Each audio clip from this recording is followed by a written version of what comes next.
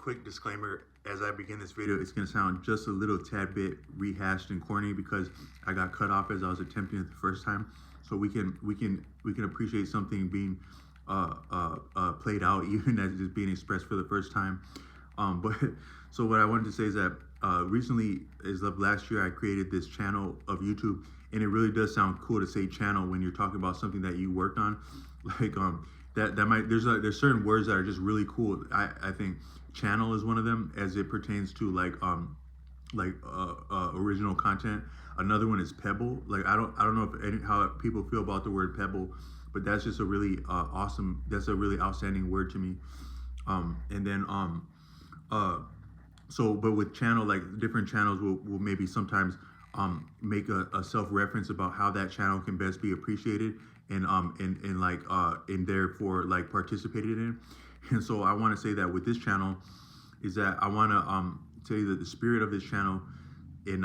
the best way to appreciate it would be like if you can imagine a lesser known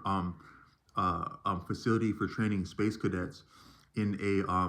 a metropolitan area that is actually somewhat concealed by its presence within that metropolitan area, because it would be unseeming to have something of consequence in a general metropolitan area, generally speaking. That these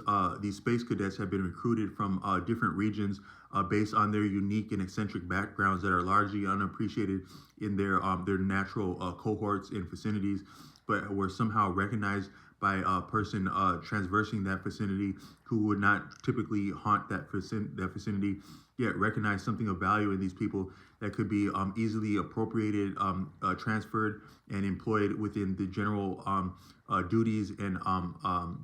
responsibilities of being a space cadet, no less than reaching outer space by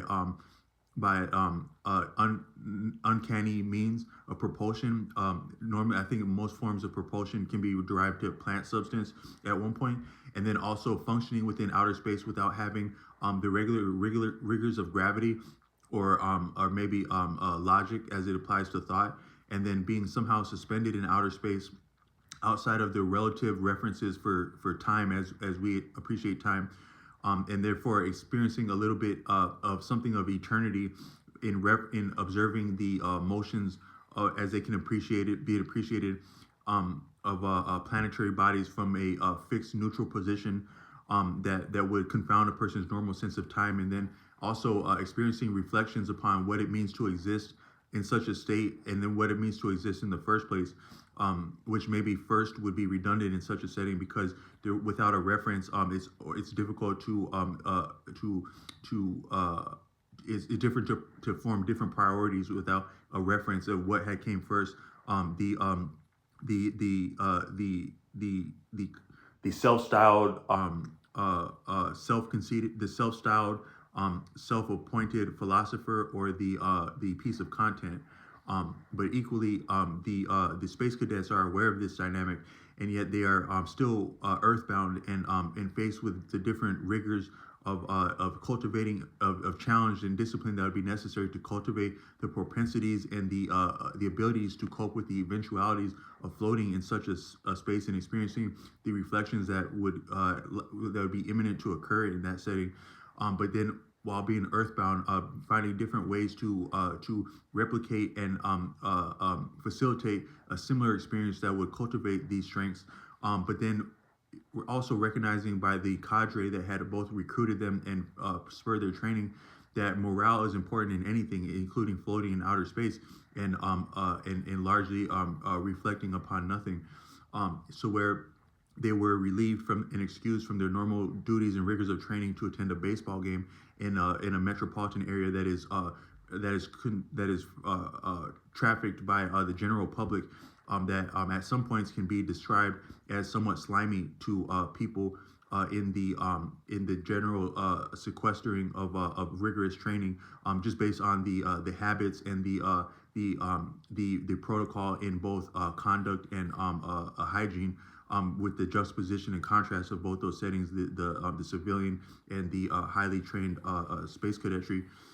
to exist in a cohort, in a cordoned off section, in a designated section of the stadium, somewhere past left field in an actual a commercial baseball game of a high venue, to be both largely surrounded by, but also somewhat peppered by members of the general public, and then a baseball had made its way clear across left field and over the last outfielder who had a unique hairstyle, and then in way of appearance, even within the general rigors and formalities of a baseball uniform, not different than the rigors and formalities of a uniform of an actual organized initiative to send people into outer space, for an indefinite, upon unique propulsion for an indefinite period, where their return may or may not be guaranteed or even understood how it would be facilitated prior to and while they're existing in outer space. And then that, in a similar way, these cohorts are they are